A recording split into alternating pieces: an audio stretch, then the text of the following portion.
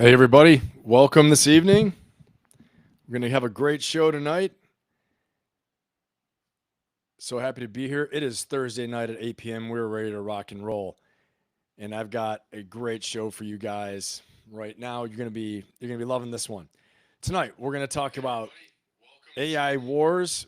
We are going to talk about crypto, Bitcoin. We're going to talk about the UFO cover up. And of course, we're going to talk about, additionally, what you all have been waiting for, South Park leadership lessons with Cartman and the whole crew. So got a really fun time tonight. We're going to delve into some serious topics, some complex, serious topics, of course. And we're going to talk about some of the most important investment ideas that are out there today and everything really surrounding artificial intelligence, from the weapons to we covered medicine and breakthroughs in health last week. And right now we're going to be looking at how this also affects us investment-wise. And then the topic we all know and love about UFOs as well, too, and what's going on with the whole cover up there. Mark, what's going on? Good to have you. Hey, John.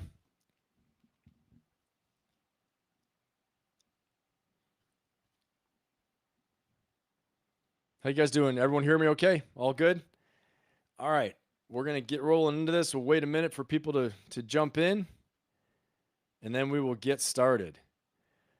But yeah, just getting started with some of these topics. Right now, I think one of the most important things that we have to consider is really the impact that artificial intelligence is having on almost every sector, whether it's investment or it's, warfare. It's the way that we do healthcare, business, personal development, all kinds of things out there. Obviously, there's a lot to talk about, a lot to be concerned about, but we are going to get it going. So, okay, great. Awesome. Hey, Lisa, how are you? Thanks, Mark. I appreciate it. So, yeah, again, we're going to get right into this right now. But the opener for this, we're going to talk about AI war and AI warfare and why does it matter to you? And so I'll say, we're going to talk about the Ukraine war, the robot war going on in Ukraine, because if you can believe it or not, in December of 2024, Ukraine launched the first ever all robot offensive against the Russians and one of their fronts there. And that's the first time ever in history. So this was actually in Kharkiv. Kharkiv is where this offensive took place, an all robot offensive. You can imagine it. Okay. But like, one of the questions I have for all of you is that, the takeaways here. So what does this mean to me? AI warfare. This isn't just something that generals and strategists and, people leading our country need to think about, military officers, people like that. I think understanding how the landscape's changing and how this can impact your life is very important, because the same stuff that's out there right now changing the face of warfare is what's going to actually change the face of medical devices, transportation, you name it, okay, education, everything. And then also the question I ask for you is, would you be ready and willing to invest in AI companies given what you're learning right now? How can this benefit you in the near term and not so near term and a little bit of a longer term? We're going to talk about that as well too when we get into Bitcoin next moves. But let's go ahead and get right into it. I got you guys here and we are going to get started. Okay. Yeah, we're going to dive into the robot war in Ukraine. And we're also going to talk about the controversial tech billionaire, Palmer Luckey, who was the founder of Oculus, the VR headset gaming device, who then went on to, he's now trying to change the face of American defense companies. And so this will be something I think that will be very interesting. And hopefully it makes you a little less afraid of the tech that's out there, because it's coming whether you like it or not. And it's actually already out there. It's there whether you like it or not. But I want us to know more and have less fear through knowledge. So let's go ahead and get into this. So the thing to understand is that this robot warfare, it's actually here. Okay. So instead of like a futuristic concept like Terminator, the stuff's here. It's out there. Again, the first ever all robot offensive took place in Ukraine on the Kharkiv front against Russian forces. You can look that up. I'm going to play a video for you guys here that will explain quite a bit of this. And I think you're going to get a lot out of this video when you see some of the things going on in the front. You may have seen this already, but again, I think it's if you've seen it or not, it's going to be a good one to take a look at and watch again. Okay, let's do this. These Russians are surrendering, not to Ukrainian soldiers, but to robots. In December 2024, Ukraine launched the first ever all-robot assault on Russian defenses in Kharkiv Oblast, seizing the position without suffering a single human casualty. Ukraine's army is turning to robots to do jobs that are...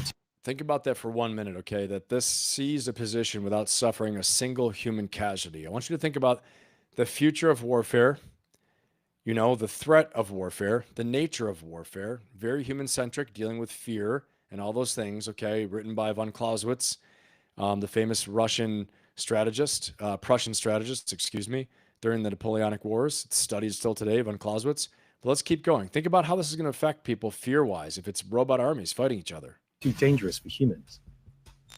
They're called UGVs, unmanned ground vehicles, and they're the newest front in the war's technological arms race. On Ukraine's deadly front line, anything that moves is hunted by drones. In this grey zone, 10 kilometers either side of the contact line, flimsy tunnels of netting are all the protection vehicles have. Landmines cover the ground, and artillery can strike at any time. Ukraine, desperately short on manpower, is building an army of machines instead.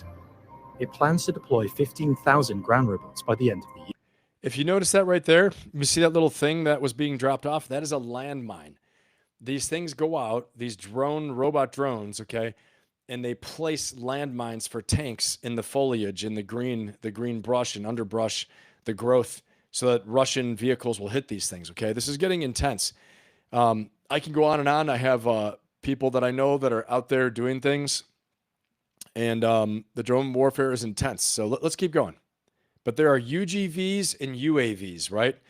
The UAVs are the drones, okay? And the UGVs are the ground vehicles, unmanned ground vehicle. Yeah.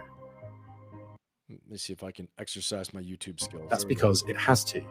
Russia is recruiting new soldiers at a rate its army can't match. UGVs fall into 3 broad classes. All right, pay attention to this. The UGVs fall into 3 broad classes. Here we go. First, logistics and casualty evacuation, hauling supplies, ammunition, and the wounded. Second, engineering support, mine laying, relaying signals, and providing anti-drone capabilities. And third, combat support. Robots armed with machine guns and rocket launchers are also appearing on the front lines. Their edge over flying drones is the payloads they can carry. Ground robots can mount bigger bombs, heavier weapons, and more sensors and tools than even the largest quadcopters. The trade-off, they're more expensive and can struggle in difficult terrain. All right, so you see there's a trade-off already, right? The UAVs, the quadcopters have a lot more mobility.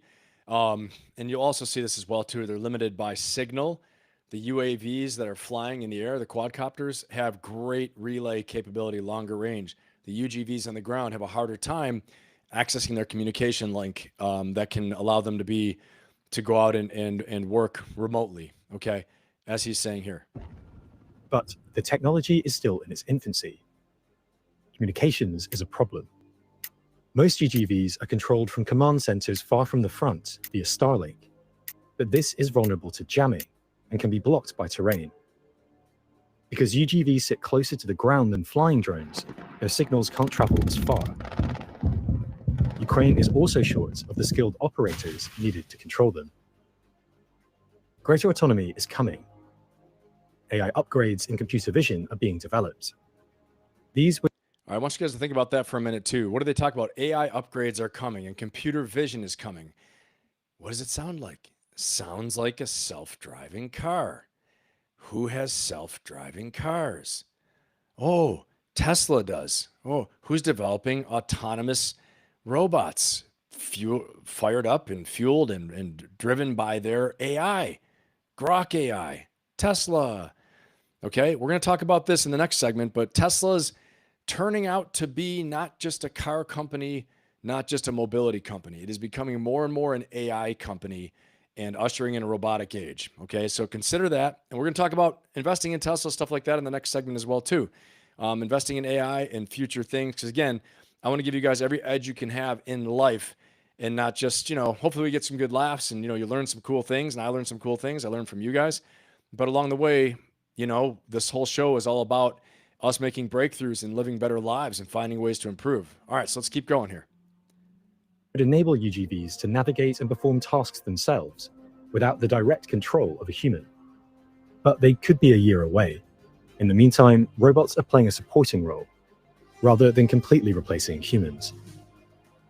In a long war of attrition, substituting expendable machines for irreplaceable humans looks like a winning strategy. But Russia is now rolling out its own ground robots too. Robot-on-robot fighting could be the future of frontline combat. All right. So if robot-to-robot fighting is the future of frontline combat, where does that leave us? Where do we go from there? Like I said, the theory and nature of war, we're talking about the theory and nature of war. How does that impact things? Because one of the most important things in combat and warfare is we're trying to take the enemy's will, the opposing team's will. Okay, their political will to fight is what is being affected in combat. When you have state-on-state warfare or large groupings against another large grouping, you don't need to totally destroy them always. You need to take their will to fight, defeat their will, defeat their political will to fight. Okay, so all that stuff, but think about this: if you have unlimited robot army, or if you have a robot army, is it just going to become we're going to become these societies where we aren't willing to shed blood, and then once the robots are done, we're done fighting? That's a possibility, right? Which isn't, probably not a bad thing, but we'll have to see. Just something to consider. All right, shout outs really quick. I see everybody in the chat here. We got Mark, we got John, we got Lisa, we got Super Slam, we got Becky. What's going on? Kim Jong-un. South Park leadership secrets are coming, my friend. Don't worry, they are coming. And Mark, I already mentioned you. Grace, Mason, what's up, dude? I'm glad you made one, Mason. Awesome to have you here. All right. And who else we got? La Diamond Dog's in the house. Giovanni's in the house. What's going on? Oh, awesome. You've been having some Marsoc recruiting ads lately. Perfect.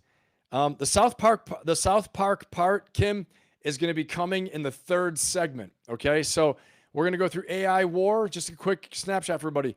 AI warfare. Then we're going to be going through Bitcoin next moves. Okay. All super interesting, all highly entertaining, because I'm going to be the host. And so you're going to love it. It's going to be fantastic. Then we're going to get into the thing you all know and love, and you've been waiting for, the South Park leadership secrets. And I've got some good ones teed up for you guys tonight. You're going to love it. Okay, so stick around for that. And then last but not least, of course, UFO update, UFO cover-up update. Crazy stuff is afoot. So stick around for all that.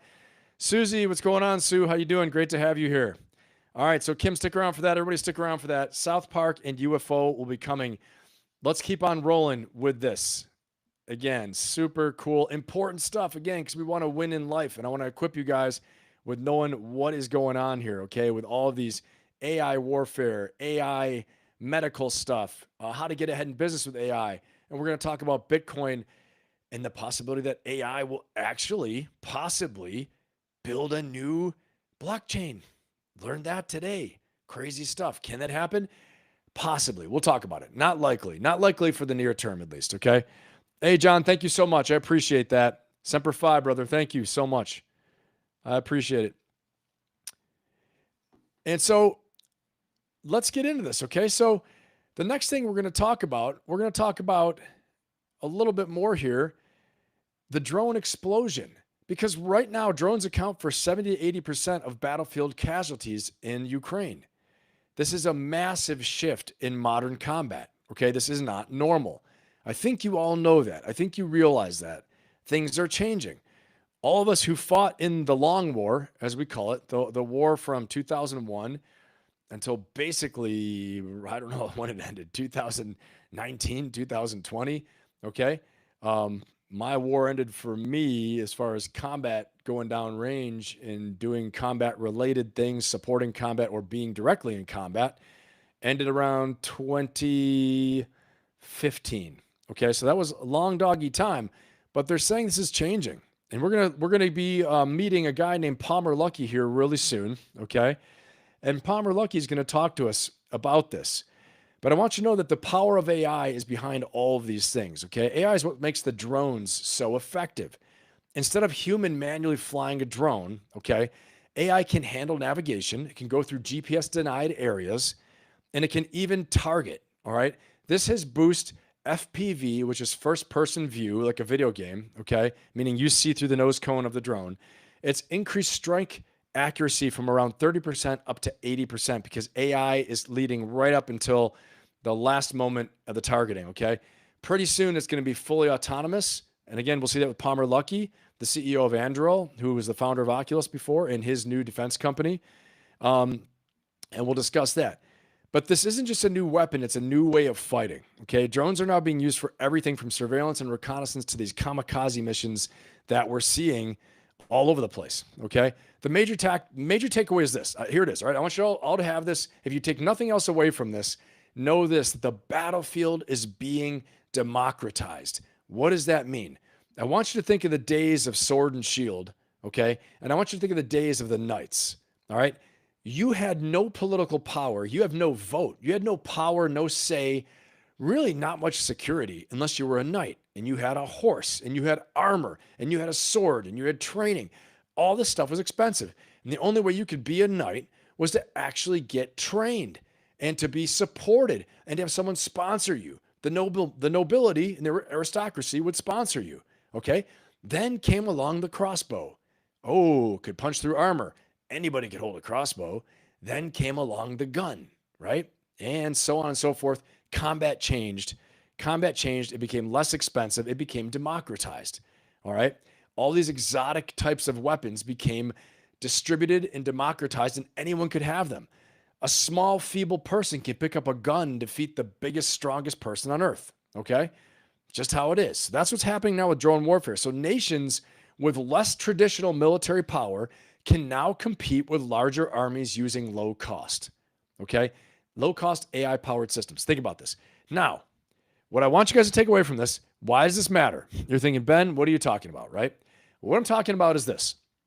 First of all, very important to know, very cool stuff, very interesting. Next, we're talking about things being democratized, and we're talking about asymmetry, asymmetric activities, meaning, you know, for if you do one thing, you can get a result of 100, all right?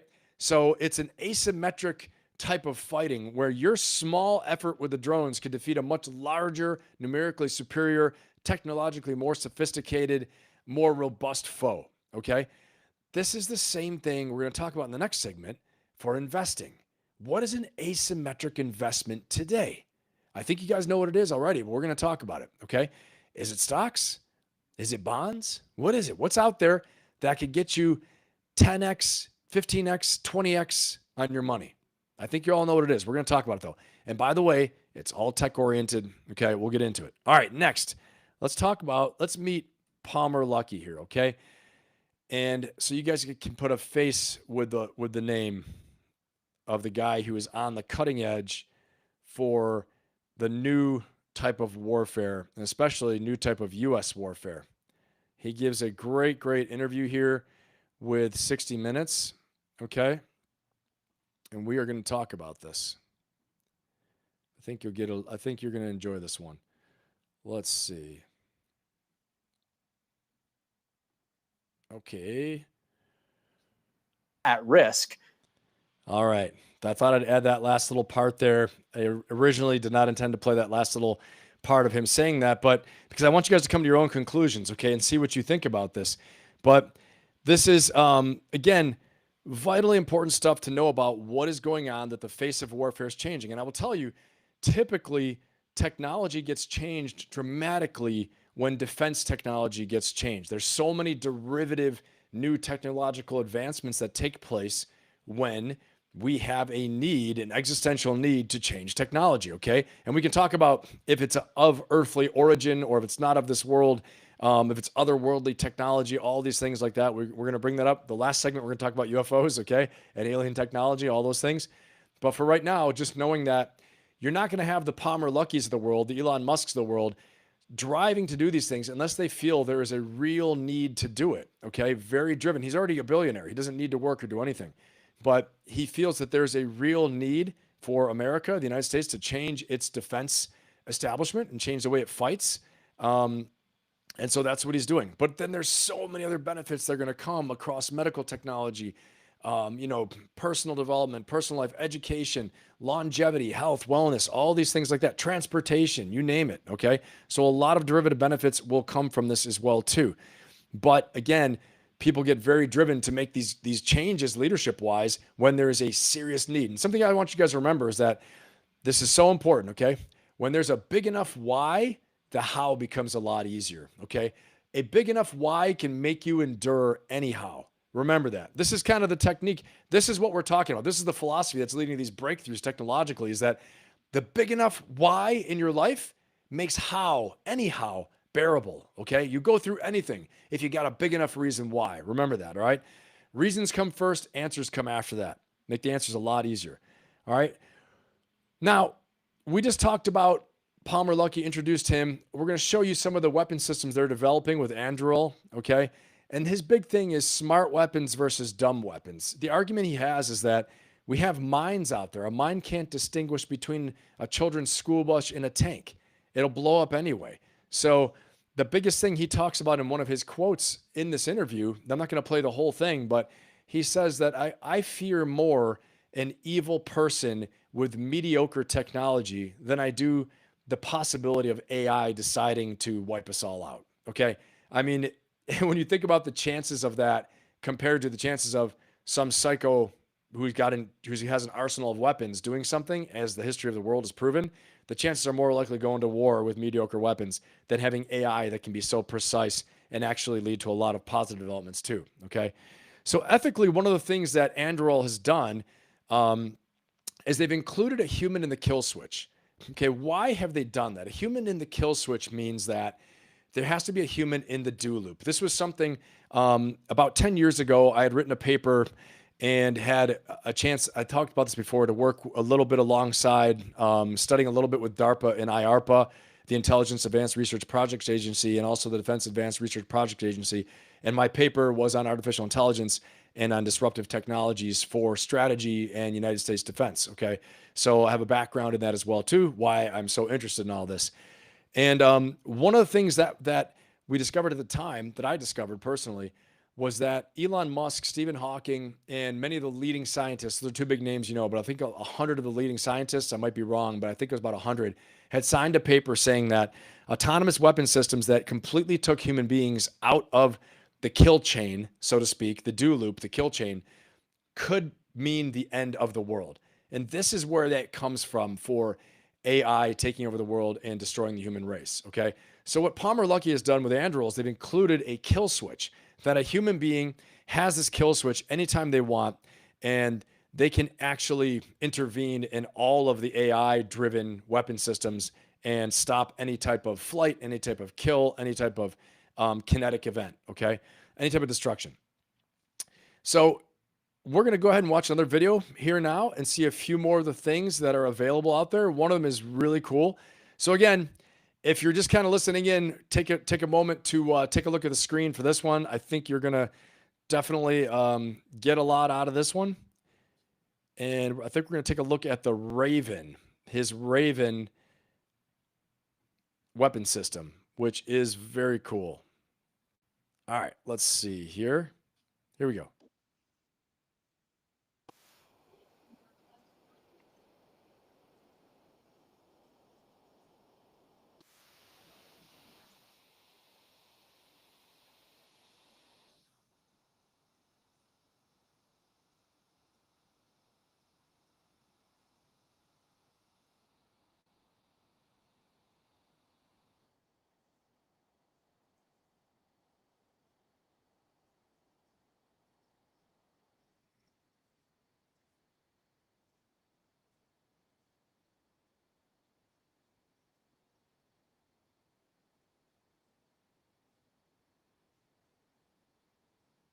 I think we didn't share that. I'm going to restart it. Okay, guys. I don't think I shared that one. I was just trying to see if you guys were awake. Now I know you're awake. Let's try it again. So now you know something's coming. Something cool is coming.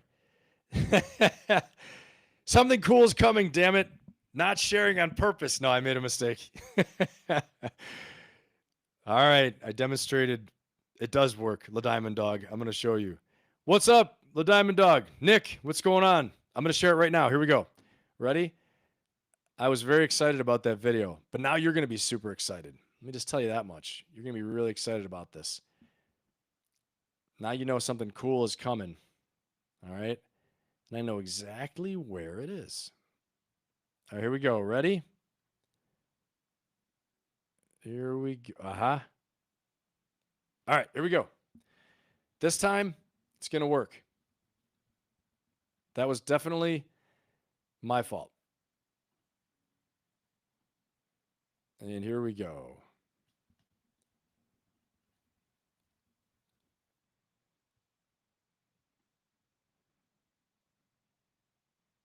All right, everyone. This is a good quote from him right here. I think this is the quote I was telling you guys about, but where he's saying what he's really afraid of. All right, so there it is. I'm much more afraid of mediocre people, actually evil people with mediocre advances in technology, than I am of AI deciding it's going to wipe us all out. Okay, I think he's got good reason to say that, because again, we're developing. Hey Tim, what's going on, man? Good to have you. Good to have you here. We're developing this as we go, and we're building in the kill switch. We're building in, lots of precautions because people are really afraid. Okay. And so I think that he has a really great, put it in the chat what you think about this. Okay, guys, put it in the chat if you agree with Palmer Luckey, or if you're still scared of AI, like really scared of it.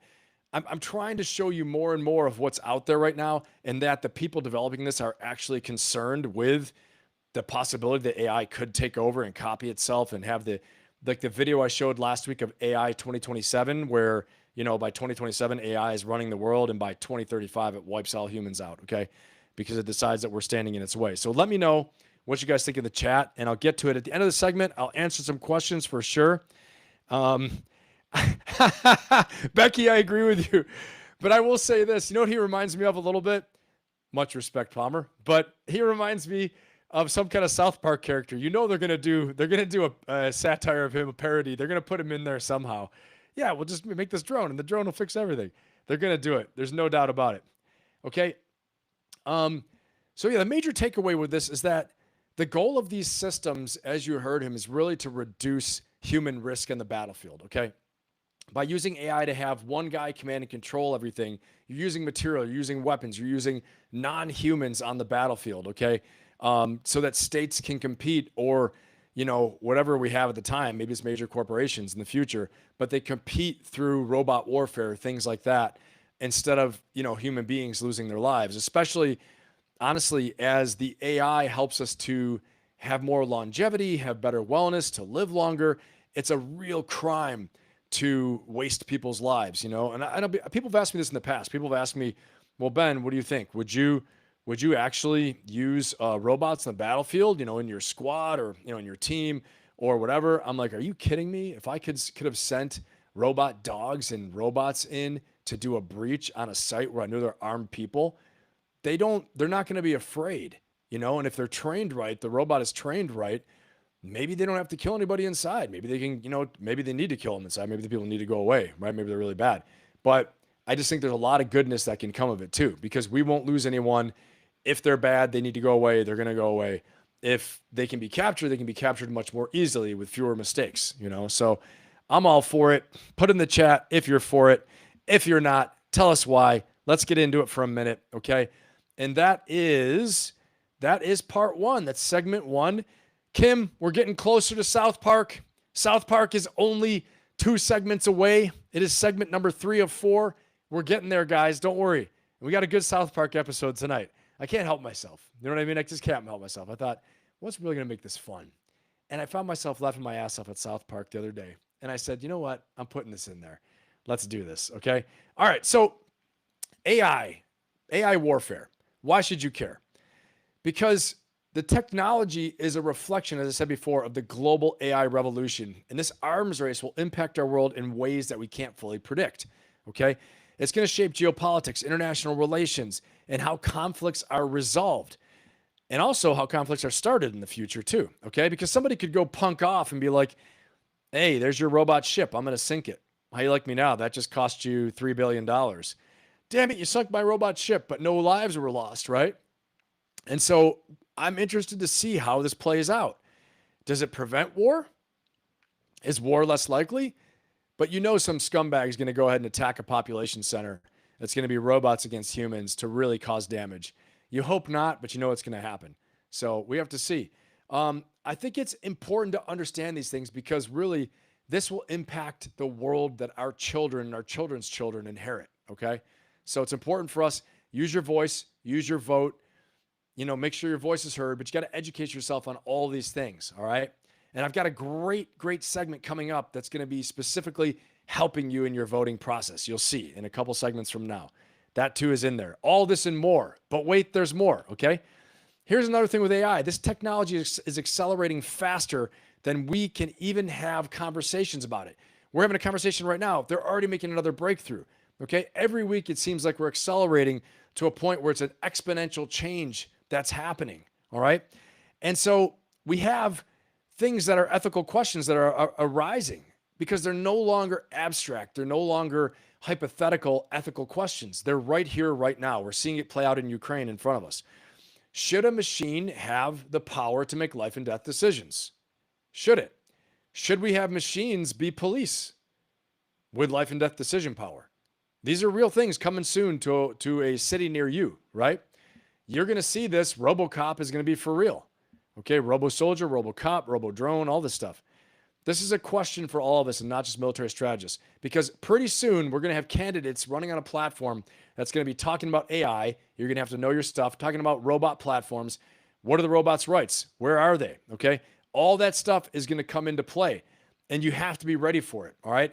And at least at a minimum, what I can do is we can all get inoculated from the stress and the fear of AI, of robots, of AI warfare. You're all going to be armed with knowing what the hell is going on with all this stuff, okay? And that's my job. That's what I'm doing here. And again, as a coach and what I do as a strategist and a coach, the first thing is we have to frame the problem. We have to do context around the problem. What is the environment? What's the context of our world right now and the problems we're trying to solve? So we're trying to get all the context very clear so we know what's going on. And then we can form options for solving the problems and working on the problems, okay? We can actually create a strategy. And that's what I do as a strategist. That's what I'm trying to do right now. All right. Let's keep on moving here. So again, the final part of this is that, again, this is all going to have some great benefit to us, right? Because the same AI that is involved in warfare is going to be involved in healthcare and wellness, longevity, all those things like that, okay? So the question I had in the beginning was, should you invest in companies that are on the forefront of AI? Should you invest in them? That's up to you. I would say yes. I think you'll see some of the people we're going to talk about, some of the top financial experts in the world in the next segment are going to tell you yes as well too, particularly one type of asset, okay? But AI is on the forefront. Do your research, please do your research. Look out there. And it's more than just NVIDIA. NVIDIA, is very strong. It's a very common play right now, but there's a lot more out there that you can be getting involved in, okay? That are smart plays as well, okay? I encourage you to do your own research. I encourage you to research Tesla. A couple things about Tesla. Tesla is an AI company. Tesla is a robot company. Tesla also, listen to this, okay? Please listen very closely. If you're not paying attention and Ben's just talking in the background right now, ding, ding, ding. Pay attention to this one, okay? Tesla is creating, I was going to do a new live on this, but I'm going to do it right now. Tesla is creating a platform that will get rid of Uber, okay? Uber is not going to last that long, in my opinion, in the United States. Here's why. Tesla is creating a platform within the next 2 or 3 years, maybe a year. And guess what you can do? You have a Tesla, it takes you to work, self-driving. You let it go, you click over to the platform, release it, it goes and starts Uber driving for you and making you money. Now your Tesla's making you money, okay? You can't compete with that. That's what I'm talking about. The computer vision, AI, self-driving, all the stuff like that. Taxi companies are going away. Drivers are going away. Okay. So if you're Uber driving right now, you probably got another year or so, 18 months, if you're doing that to supplement your income. And then if you own a Tesla, be ready. There's going to be a platform where you just flick it over. Next thing you know, your Tesla's driving for you. Okay. Hey, Jasmine, what's going on? Good to have you. Don't worry. We got lots more happening. Great to have you here. Adil, what's up, brother? Good to have you here. All right, here we go. We're moving. We're moving. Next segment. And I'm first of all going to answer some questions, and then we're going to hit the next segment. Any questions out there? You guys want to know, how did Ben mess up playing the video? Well, that's an interesting question. No one asked that, but I'm going to answer it. I got excited. I pressed play, and I was really pumped about it, and I forget to press share. Really simple. So my Kung Fu is strong. My Kung Fu is getting much stronger on the lives, but it's not strong enough yet. I'm getting there. And you guys, I really appreciate all of you showing up and watching and being here and supporting me. Hope you're having fun. I hope you're learning something and having fun, both. And we're going to get into this next one. Any questions right here? Okay, cool. Good, Jasmine. That's good. You're doing ChatGPT. Anybody else? Adil, I see you in there a lot. Awesome, Adil. Appreciate it. Hey, the more you guys like what's going on, if you share this live, if you comment, this is going to get shared more, and we can grow this audience and have more and more fun. That'll be a great time, okay? I am all in on this one. And like I said, I did a bunch of research. I'm excited about this. I think you guys are going to have a good time. All right, driving on to our next topic, Bitcoin's next moves, all right? So again, we're talking about the AI revolution. We're talking about a big technology revolution, okay? There's so much loaded here with Bitcoin, with the blockchain. If you don't understand that, I'm going to do probably a special live just for this, but I'm going to touch on some important things to understand. One of the major takeaways with Bitcoin, I want you guys to understand, and I know everyone at this point has a basic understanding of Bitcoin and probably has maybe even a little more, okay? Bitcoin and digital assets, cryptocurrency sounds a little bit nefarious, like, ooh, crypto, what is that, right? Sounds like something sneaky. The digital assets is like digital gold, okay?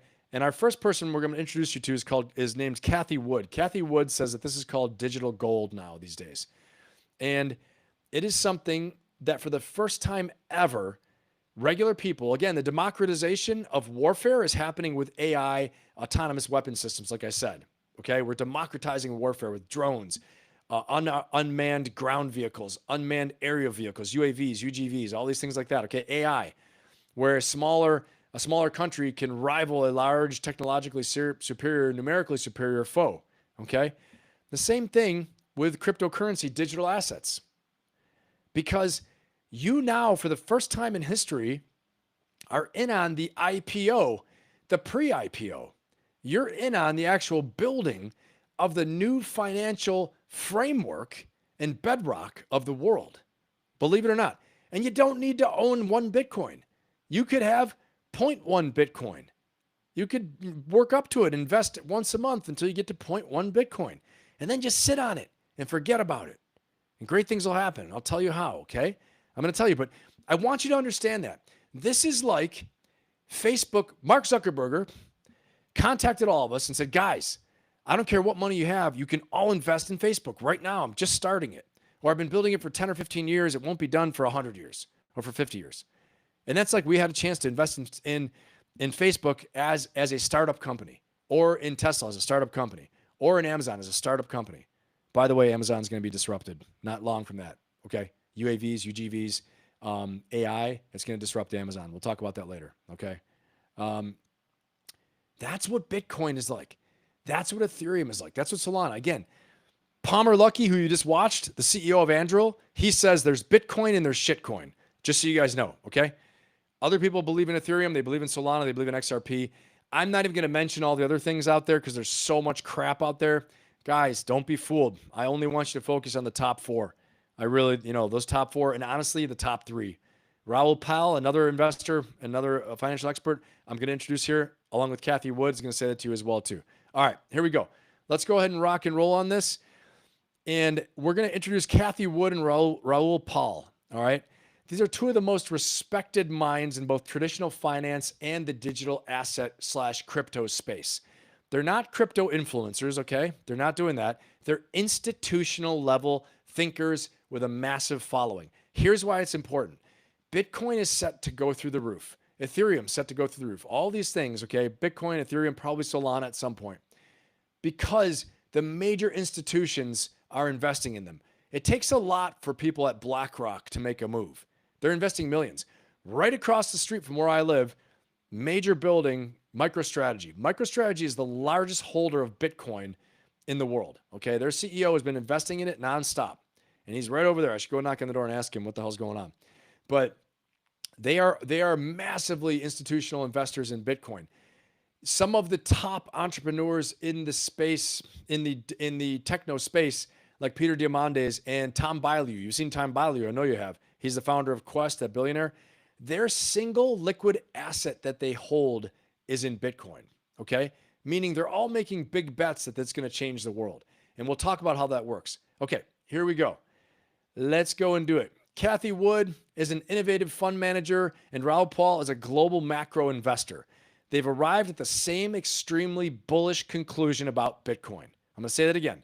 These two, Cathie Wood and Raoul Pal, have arrived at the same extremely bullish conclusion about Bitcoin. One is a fund manager, one is a global macro investor, a big economist, okay?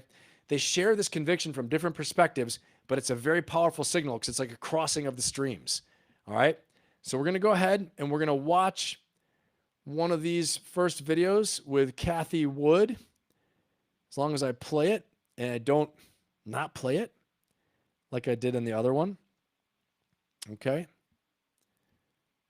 Here we go. I think I found it. Yes, I did. Let's do this. All right. Expertly done. Ready? Get ready. Listen up. Here we go. Our forecast right now, right now the Bitcoin's around 105,000. Our forecast for sorry, just pause it. This is about 2 months old. Okay, 105,000 is her prediction. So here we go. 105,000, not her prediction. It's what her when she made this 2 months ago is where it was. Here we go. 105,000. Our forecast for 2030 is $1.5 million. And we do. You guys heard that? I'm going to play it again. Wake up, everybody. Okay, this is the wake up call, right? Is $1.5 million. And we do that, the building blocks for that, the three biggest building blocks are institutional, which has barely started. Okay, three biggest building blocks. Why she's saying the building blocks for getting from where it is now, it's like at 112,000, whatever it is right now, okay? 105 for the time when she filmed this. Institutional means the BlackRocks, the MicroStrategies, Charles Schwab, JP Morgan, investing like crazy, creating Bitcoin ETFs, all these things, okay? And showing such confidence in Bitcoin, in the blockchain, in the technology, okay? All right, let's go. Are institutional, which has barely started. Number one. Store of value or digital gold. Number Young two. people are much more comfortable with digital gold than gold. Cathie Wood, the visionary CEO of ARK Invest, has made one of the boldest predictions in cryptocurrency history. With Bitcoin currently trading around $100,000, she's forecasting a staggering 15x increase to $1.5 million by 2030. All right. You guys heard it, okay? Everyone heard it. That's what's going on. That's what's happening, everybody, okay? Yeah, I mean, Nick, that's right. Helter Zeltzer, Nick's saying that Bitcoin's also capped globally at 7 to 9 transactions per second total, which leads to people going off about Lightning Network and stuff. Yep. I mean, but the only thing is that it's a limited asset. There are only so many Bitcoins that can be mined. Okay. And so you have to understand this isn't a forever thing. They can't just keep printing it because every few years there's a halving. Okay. So the people who have mining the Bitcoins, the halving occurs. And so that causes the value to go up. All right. And I won't go into all that right now. I'm going to show you another video here. Okay. And just know that this is a big play. Okay. The digital gold and institutional adoption, Cathie Wood from ARK Investments. Okay. And I have no connection to her, no connection to ARK Investments. Okay. Nothing like that. Again, my whole purpose is I just want to see you guys live better. I want to see you win. I want to see me win. I want to see you win. I want us to win. All right. And I hate to say it, but because of the debasing of currency, the US currency, okay, that your money in the bank is losing value. And I don't want to be a fear monger. I'm just telling you the truth, okay? And it's just one of these things that you will make money in the S&P 500, you will in the Dow Jones, you will in your 401k, but it's going to take a long time, and it's not going to maybe be as much as you think, okay, because of the debasing of the value of the dollar, all right? There's a lot going on, okay? And we can go into, I have a whole separate episode I probably need to do on all this, okay? But what I want to say this, the asymmetric investment, just like asymmetric warfare is the drones and the AI, okay?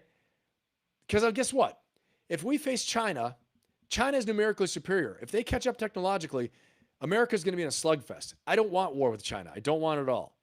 But AI and autonomous weapon systems can help us to have long-term overmatch over China, superiority, okay? It's an asymmetric thing. And the same thing, asymmetric investment. She just said 15x, okay? So for every dollar you put in, you're going to get 15 out. And she's saying by 2030, 2030, 2030, 2030. That's not far away. It's not far away. We're almost at 2026. Please, please, don't go nuts. There's still risk. There's still risk, okay?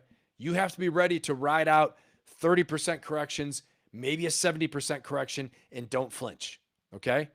Don't flinch, right? But Bitcoin, I think you're pretty safe, all right? I'm invested in Bitcoin, all right? I'm practicing what I preach. And I'm just telling you, now more than ever, they're saying this. Raoul Pal, who we're going to see in a minute here, is going to tell you, and maybe I'm not playing that clip, but I've done a lot of research on this. Everyone thinks there's a dip with Bitcoin and it goes back up in a dip. He said, what we're afraid of is that the big 60%, 50% dip that they all used to sell on, or they would buy when it was low and sell high, and they do it again and again and keep making money, have income. He thinks those days are over, and it's going to go on this massive bull run for years where you might have a 20% correction here and there, maybe 30, but no more 70% dips, no more nothing like that, okay? Because as supply chains being broken around the world since COVID have caused real problems economically, okay? Plus the debasing of the money, plus the tariffs and all those things like that. And I'm not blaming the tariffs because it's actually economically, believe it or not, I had this explained to me through Raoul Pal. Actually, there's some good things going to come of it. It's hard right now, causing some uncertainty, but some good things are going to come out of it for the economy, okay? But nonetheless, cryptocurrency is going to go on a bull run, okay, for the next few years. And that's what he's saying. And Bitcoin is the leader of the charge, okay? All right, let's keep on going here, okay? The power of institutions, I want to emphasize this, okay? The power of institutions here. You have to realize that the recent approval of Bitcoin spot ETFs was a game changer, okay? It's opening the floodgates for big institutions. I talked about this, pension funds, big institutions, BlackRock, MicroStrategy, JP Morgan, even financial advisors to invest billions of dollars into Bitcoin. Cathie Wood's bullish price predictions for 1.5 million, okay, are based on the massive influx of capital from these large players, okay, like she said, and the digital gold thought process that a lot of Gen Zers and young people have today, okay? They don't trust the other things, all right? All right, here we go. And here's the thing, here's a quote from Cathie Wood: institutional adoption is the rocket fuel for this next cycle, okay? It is the absolute rocket fuel for the next cycle. Let's watch another video here, and let's keep on rolling. Put your questions in the chat. I will get to them, and tell us what you think in the chat too. Okay, guys, let's have a good time tonight and talk all this through. All right, I think this is okay. This is a great one. Diary of a CEO. Maybe you guys have seen this. He does a great job with this. Okay, here we go. Cathie Wood again. Actually, this is Raoul Pal. Sorry, wrong one. We are going to go into a different one really quickly. I've got a lot of windows open right now, guys. Sorry about that. Again, put it in the chat. Tell us in the chat what you think about all this. Okay. And actually, I think that is okay. Yep. No, it's the right spot. Here we go. That is the right one. I apologize. Here we go, guys. If I own Ethereum, Yeah. if I own an Ethereum token, Yeah. which I do, by the way, I've Yeah. been stacking it and refusing to sell.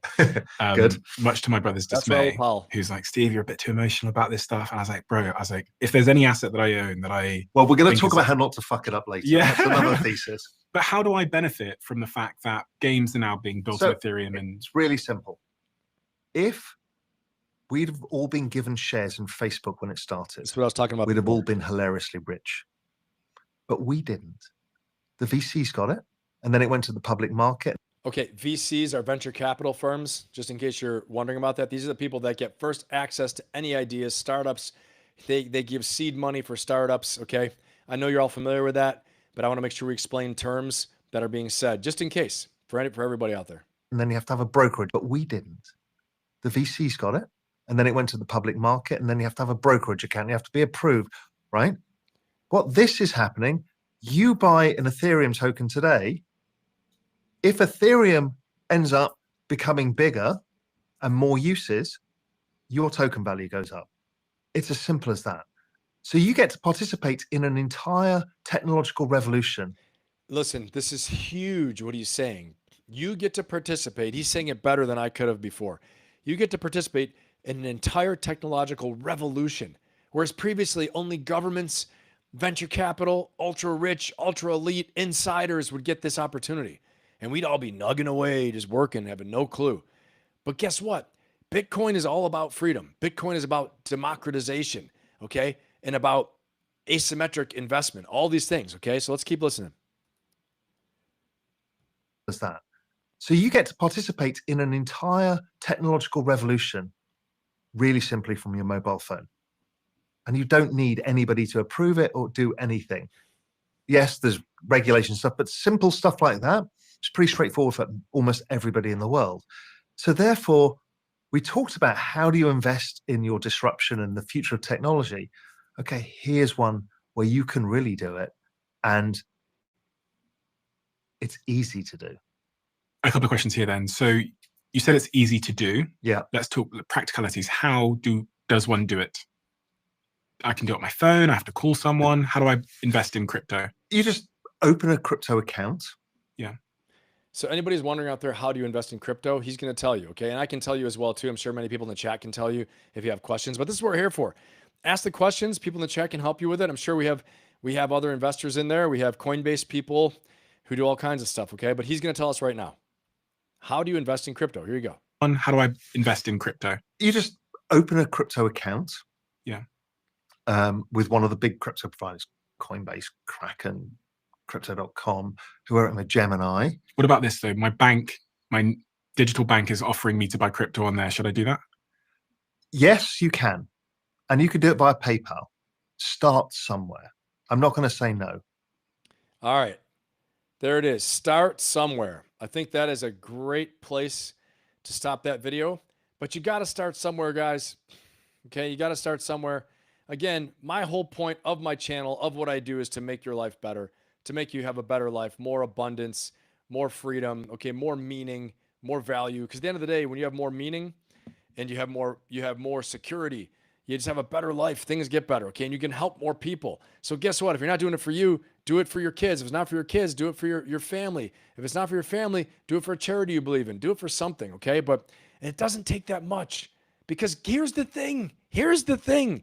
You don't need to buy one Bitcoin. It's not like stock shares. Even stocks they're all democratized now, right? They're all securitized, okay?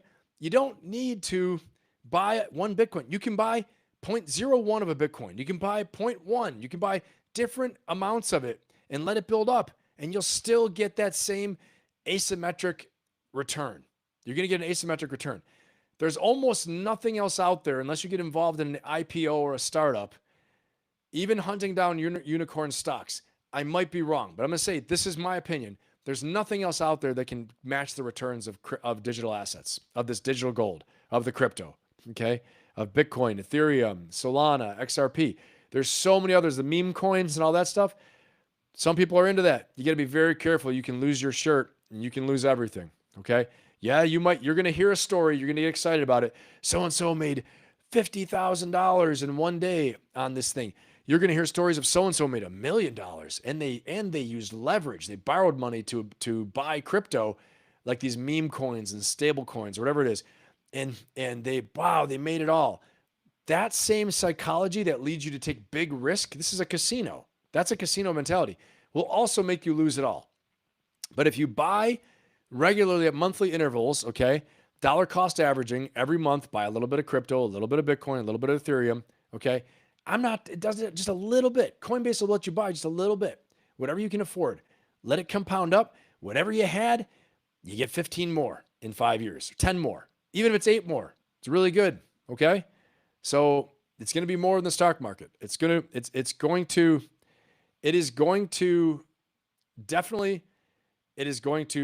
beat that. Okay. It's definitely going to beat that. All right. Let's see, guys. Let me know if I went off for a minute. Let me know if you guys lost me for a second there. I had the screen from YouTube said, "Oh, snap" to me. And it looked like everything stopped. So let me know if I'm on here or I'm not on there. You guys let me know if you hear me. Okay, cool. Let's keep on going. All right, here we go. Ready? Let's rock and roll. Let's rock and roll the next one. Okay, next video. Let's see. Raoul Pal's got a couple more things to say here. This is pretty wild stuff. This one's pretty cool. Okay, pay attention. Here we go, a little more. This isn't innovation. It's a hostile takeover of the global economy by code. And while Bitcoin is holding the crown, the altcoin uprising is underway. With Bitcoin... Let me rewind a little bit, guys. I think this is not exactly where I want to be. Here we go. And I do think that the real answer to this, as far as I can see, is cryptocurrency, because it is the best performing asset in the world and of all time. That's the one thing we can lean in. It has a huge future in the exponential age. Technology investing is the other one. You know, there are... So what he's talking about here, just so everyone knows, okay, what he is talking about is when he said he thinks cryptocurrency is the answer, he means how do you combat inflation and later debasing of money, okay, debasing the US dollar and deflation, okay? All these things. How do you combat that so that you can actually survive and your money just isn't worth less than when you put it in the banks? Okay, these are real stories, real things. I'm not trying to fearmonger. I listen to the experts and I listen to people who are in the know on these things, okay, and I make my own decision. But I'm saying this is real. He believes, Cathie Wood believes, many people believe, and again, a lot of the people that have these top asset as Bitcoin believe that this is the way you're going to combat the real, not collapse, I won't use that, but the decline of the current financial system, okay? It's not going to happen tomorrow. It's not going to happen in a year. It's not going to happen in probably even 5 years. But it's going to have fundamentals that are getting shaken to the point that Bitcoin shoots up to that 1.5 million, okay? 1.5 million.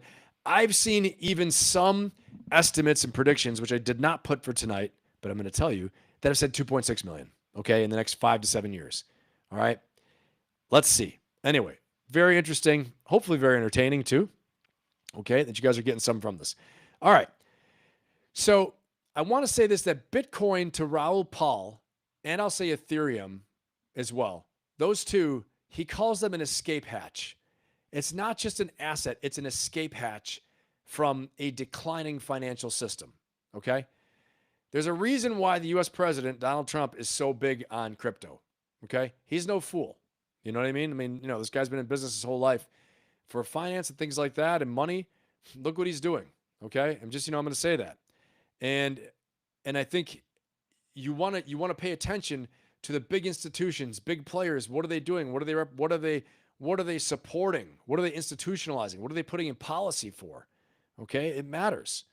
All right, let's keep going on this. He's got a few more things to say here. Incredible companies doing incredible things, and we're doing stupid things like, yeah, but it's already a 2 trillion company. Well, think of the world I was being talking about. Is there no reason somebody's not going to be 20 trillion, 50 trillion? Of course. Some of these companies. So I want to say something as well too. He talked about in another interview I watched with him that currently the crypto market, I want to say, is at 2 trillion right now. You guys can fact check me on this, okay? And ChatGPT, whatever. And he said in the next 5 years it's going to go to 20 trillion. Okay, so do the math on that, right? He said, I believe he said either 20 or 25 trillion. So do the math. Right there, you have the numbers starting to be supported for this massive 15x increase in Bitcoin, or 12x, or whatever it turns out to be. Be 20 trillion, 50 trillion? Of course. Some of these companies are going to be bigger than sovereigns. So you need to get your head around everything has changed. It's really hard for value stocks and small companies and minor gold miners or whatever the past world looked like to succeed in this new world. It just, you guys listen to that. Please hear that. He's saying whatever the past world looked like, it's going to be really hard to succeed for gold miners, value stocks, people doing all these things. I'm not saying if you're like Warren Buffett and you hold, $80 million or 800 million of Coke, yeah, you're going to be okay. All right. Warren Buffett's going to be okay. Because he owns a significant portion of a lot of things. But he's talking about for the little guys, like all of us, okay, the asymmetric warfare style for investing is crypto, is digital assets. That's why I've connected these two. Can you guys see it? Why am I talking about AI warfare, asymmetric warfare? Why am I talking about crypto together? AI, tech-driven. These are the things that are going to be the escape hatch that he's talking about, okay? And he's talking about the new most powerful stocks to invest in are the AI-driven tech stocks, okay, that you can get a good play from as well too. But again, for the purposes of our thing right now, okay, and again, this is just all advice. You got to do your own research on this. Listen to what I'm saying, but do your own research and then make a decision, okay? And whatever I want to say is don't treat it like a casino, all right? Don't treat it like a casino. Make sure whatever you put in, you're okay with. You're okay with letting it sit there for a while. I wouldn't say okay with losing it. No one's okay with losing it, but letting it sit for a while to ride out the ups and downs until you get to that return. Okay. All right, let's go. It's really hard for value stocks and small companies and minor gold miners or whatever the past world looked like to succeed in this new world. It's just not going to work. Bitcoin is sitting near $117,000, and if you're not paying attention, you're about to miss the most chaotic wealth transfer in modern history. It's been bouncing off key support levels like a prize fighter who refuses to stay down, and the charts are screaming a potential blast past $120,000. All right, guys, and that was a couple months ago. Okay, that's a couple months. I shouldn't say that's a few days ago. A few days ago, this video was put out. Okay, and so again, the point being that this is the escape hatch. This is the asymmetric return you're going to get. Where do you put your money? I want to see your lives get better. I want to see things kick ass for you. I want to see you, be able to do more, have more, be more, and have more security for yourselves, have more abundance for yourselves. I want you to be able to, help out your children, help out your family, help out whatever cause it is, help your damn dog out. Okay. That's for real. Sometimes dog needs a surgery, man. It's no joke. It's going to cost a lot of money. Okay. So that's what I'm talking about right there. All right, let's keep on rolling. Put your questions in the chat and I will get to them. Okay. The major takeaways here. All right. The major takeaway is that both Cathie Wood and Raoul Pal have a shared conviction. Okay.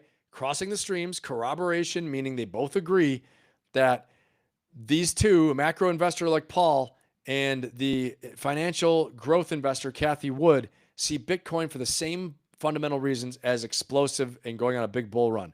It's a scarce digital asset, okay, that is a hedge against a flawed traditional financial system, okay? That's where we're at right now. The next move is already in motion too. The key is that they believe that the next move for Bitcoin is being driven by powerful long-term trends, institutional investors, okay, institutional adoption, macroeconomic forces, not just a simple price chart, like, going up and down like we just saw, okay? Other crypto sources I talked about, Ethereum, Solana, XRP, I'll be honest with you, I like Bitcoin. I stay in Bitcoin. It is more conservative. If crypto can be conservative, Bitcoin's conservative. Ethereum, each one of those is a little less conservative each time, okay? I've heard so many people say, I own 1,000 XRP and all I need is XRP to go to 10,000. I'm going to be so rich. That's the whole thing. Will XRP go to 10,000? I don't know. Someday, probably. But what does that mean for Bitcoin? That means Bitcoin's at 1.5 million, okay?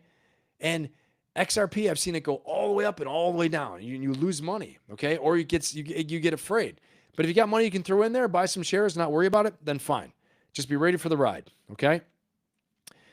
All right, let's keep on moving. Now is happening the moment you've all been waiting for. And Kim, I hope you're still here. This is the moment you've all been waiting for. You know what's about to happen right now, right? We're about to get into our South Park right now.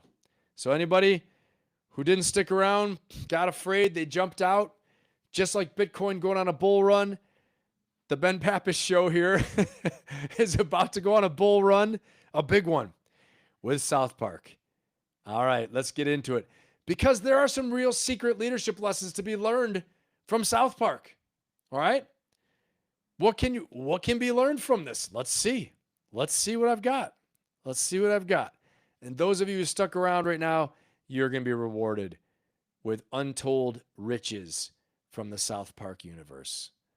Untold riches. I think you're going to be very excited and happy about this. I'm happy to share with you, ladies and gentlemen, Debate 2004. I don't know about you guys. I am dying. I'm dying. Man, launch those emojis in the chat so I can see what you're thinking right now. Because honestly, I can't help it. I'm freaking dying right now. There's a turd sandwich. My opponent's a turd sandwich. You're a turd sandwich. All right, you can see there are already some questions forming in your minds about leadership. Where's Ben going with this? I'm sure. Put it in the chat. What takeaways can you have here for leadership? I don't know. We're going to get into it, but add it in the chat. Value added. We can all learn together. Here we go. Let's see what Douche and Turd Sandwich have to say about sporting events. Shut up, Turd. That's exactly what he did. Until finally he was saved by the buzzer. Your time is up, Turd. All right. Let's talk about this. What are the leadership lessons we can derive from the South Park universe? I think there's a lot of stuff happening here, okay? This is a powerful lesson in accountability and critical thinking, okay? So we are unfortunately, although this has no connection to any real events. Of course you guys know that. Of course not, right? But what does this have to do with critical thinking and accountability? Well, I will tell you this.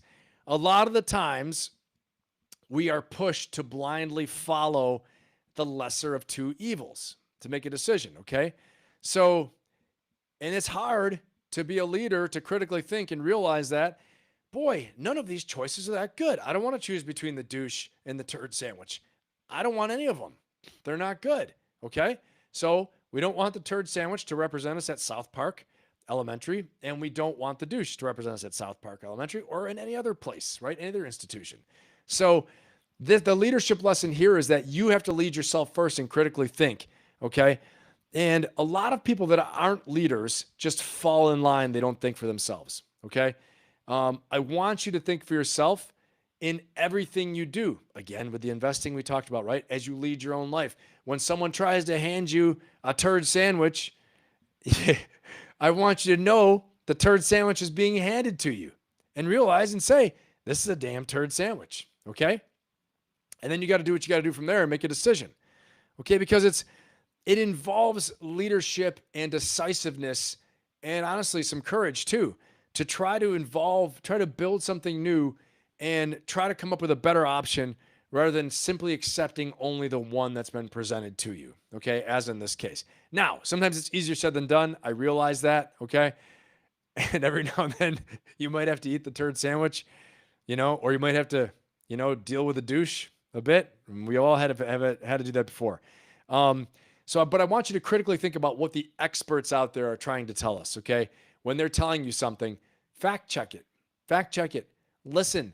If it doesn't make sense, it's not right, okay?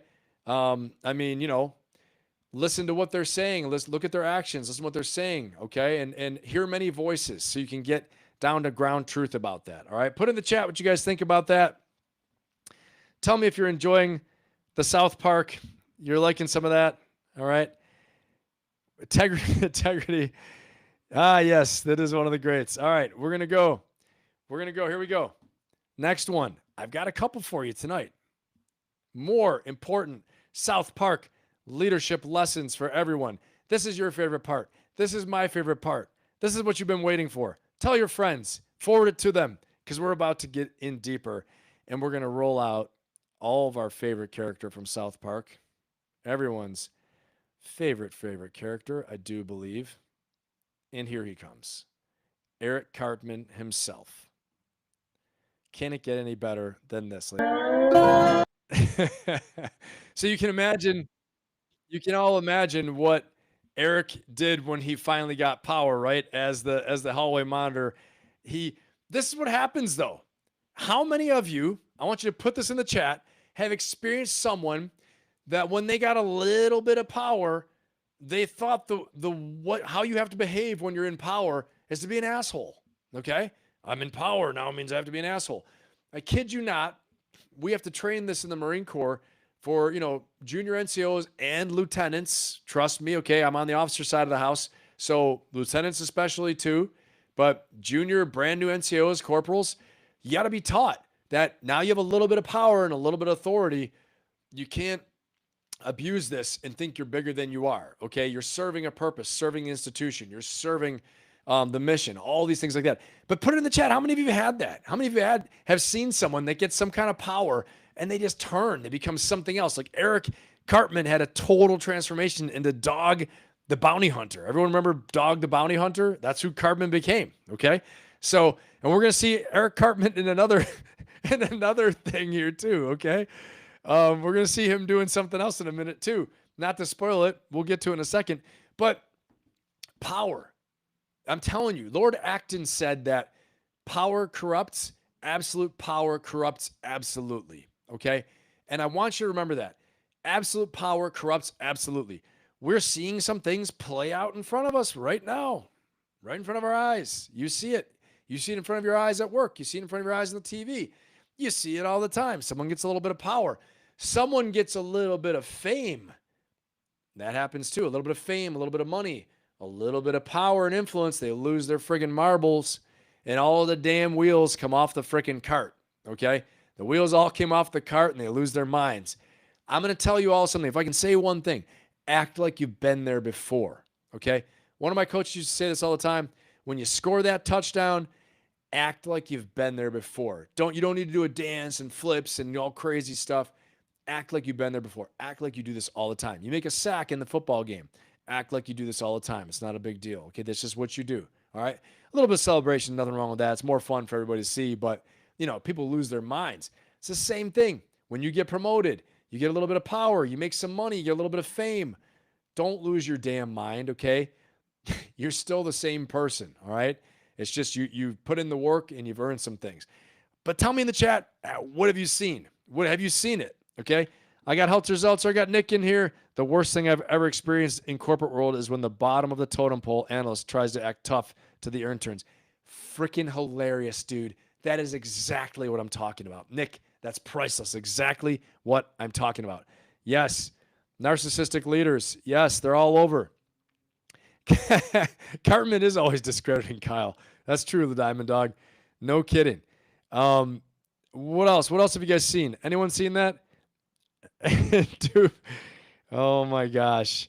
It's all over the place. I can think of, I'll tell you as another example. It's not as exciting, but example of when I was coaching football and a kid became the captain of the football team. And he asked me, like, what do I do now? I said, you set the example and you lead by example.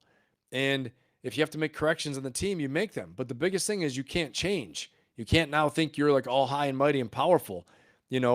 Leadership, again, number one, set the example. Number one rule in leadership, set the example. Number two, you got to be able to practice accountability of yourself and accountability of others. Okay. And then get results. If I can think of three things off the top of my head, practice accountability of yourself, accountability of the team, Okay. And then setting the example, obviously, and then get results. You got to get results. If I can think of anything that will lead you the right way. Nowhere in there does it talk about corruption. That's a real thing in a lot of parts of the world. If someone gets a position of power, it's their time to take advantage of the system, my time to take advantage. I'm not doing the work anymore. You do the work. Always let them see you sweat. Let them see you sweat. People will follow you anywhere. Keep your word to people, right? You know, if they say, hey, I've got a good idea, and can you look, you know, and you tell them I'm going to look into it, look into it. You can still tell them no, but you want to follow through on your word. All right, let's go. Next, South Park. I got another South Park for you guys. We're not stopping at 2. We got another one. It's the second week. We went from 2 last week, 3 this week, okay? And next week, who knows what we're going to do? Who the hell knows? We're getting nuts. All right, we're going for another one right now. I just got to find it on here in my list of all my stuff, all the stuff I have here. Here we go. You guys ready? Brace yourselves for impact. South Park coming again. South Park, leadership secrets of South Park. I promise them. I'm delivering them. I'm exhibiting the leadership principles and traits. All right. Whoa, hold on a second. We're not playing. I don't want to play this one right now. Cartman got a little more power. No longer the hall monitor. He's not Dog the hall monitor. He's grown in now. He's a cop. And if you saw, he's beating Randy, Stan's dad, Integrity Farms owner. And as he's beating him, he goes, sweet. But there are people like this. There are people like that. You know, they get a little power, they go nuts. Unfortunately, I've seen it in some very dramatic fashions, and I'm sure all of you have too. Anywhere from coaches to respect my authority. They want you to respect their authority, right? And so, yeah, Mark, I can imagine you like that one. Oh my God. These are training videos though, right? You know, we play this as a training video. In fact, hopefully this will get used as a training video somewhere. But remember, abusive power is abusive power. Just because you are wearing, you know, whether you have a new rank, you got promoted, you got a badge, you're, you know, in charge, you're the team captain, okay? Stick with the leadership principles. Set the example, okay? Practice accountability of yourself and accountability of the team, all right? Make sure you're communicating again, all right? Get results and get better all the time. Those are in a nutshell, okay? And extending trust is very important. There's so many things. When I teach leadership development, I teach to teams, I teach to executives, CEOs, you know, founders of companies, C-suite executive managers, you name it, founders, owners, entrepreneurs. I do a lot of this stuff, okay? And when I do that, I talk about these different examples and vignettes and stories. And I teach different leadership traits and principles and case studies to help to make the people that I work with get better, okay? And the same thing in my coaching membership that I do as well too, okay? We had, oh boy, not last session, but the session before that in July, I believe I talked a lot about leadership in our monthly coaching session, and the presentation I made that they can replay as many times as they want with the presentation, replay the coaching video as many times as they want. And in the community, we have challenges, things like that, and I'm there they can DM me anytime, message me anytime in the coaching membership about their own leadership challenges as well too. And not just leadership, but we have to lead ourselves first in order to make a breakthrough in life and get ahead, okay? That's how important leadership is. And hopefully you guys are getting something out of these funny little vignettes, funny little stories from South Park, because they paint a really funny picture of people who don't understand good leadership and they don't set a good example. Or as we had in the douche versus, Turd Sandwich election, the dilemmas you face as a leader, and all of you are leaders. You're going to face a dilemma where you're faced with choosing the lesser of two evils. That's when you got to get creative and you got to try to come up with a third option, okay? And then we get into things like the moral good. When you're really facing with the lesser of two evils, you have to look at what's going to do the most good for the most people. There are a lot of moral dilemmas, vignettes, ethical decision-making. I do all that with the people I work with in my individual coaching, my one-on-one coaching, my leadership training, all those things like that, okay? So if you're interested in that, guys, message me. Hit me up on Instagram. You can DM me there. You can click the link in my bio in my YouTube, and there's a big landing page that has all my coaching programs, my community, my membership, all those things like that available. All right, let's roll. Now, last but not least, we are going to hit UFO cover-up and the alien UFO update, guys. Let's go. We're friggin' on fire right now We were energized from the South Park extravaganza. And now let's see what is going on in the world of UFOs right now, because I got some updates. Got some updates for you guys. All right. We are going to do this. And one of the things, again, that I think is really important is trust in leadership. As a leader, you got to be able to build trust and credibility. And when you're covering things up and you're hiding them, how are you building trust and credibility? I want to ask you guys, put it in the chat. Do you trust more now that you have like all these whistleblowers, these testimonies, things saying that we've known about aliens and UFOs for years? Unless I'm losing my mind, I'm seeing it. I'm seeing a lot of evidence. Harvard professor saying the 3-eye atlas, and I think I'm going to play that video too, actually more evidence that it's not a comet, okay? And actually NASA, James Webb telescope just confirmed through its imagery that it's not natural, okay? So you trust more, you trust less. Remember that as a leader. If you're not talking straight, people aren't going to believe in you. If you're not being transparent, you don't have to be fully transparent with everything. You have to spill your guts and everything. But there's certain things people need to know about, okay? All right, let's get into this. I think this is a good one. You're going to enjoy this. What does the government really know about aliens and UFOs? What's the truth about all those drone sightings over New Jersey last year? Remember that? Well, the director of national intelligence, Tulsi Gabbard, just told the Pod Force One podcast that the truth may be out there. Take a look. So do you believe that there could be aliens? I honestly, like, my personal belief, I have my own views and opinions. Right.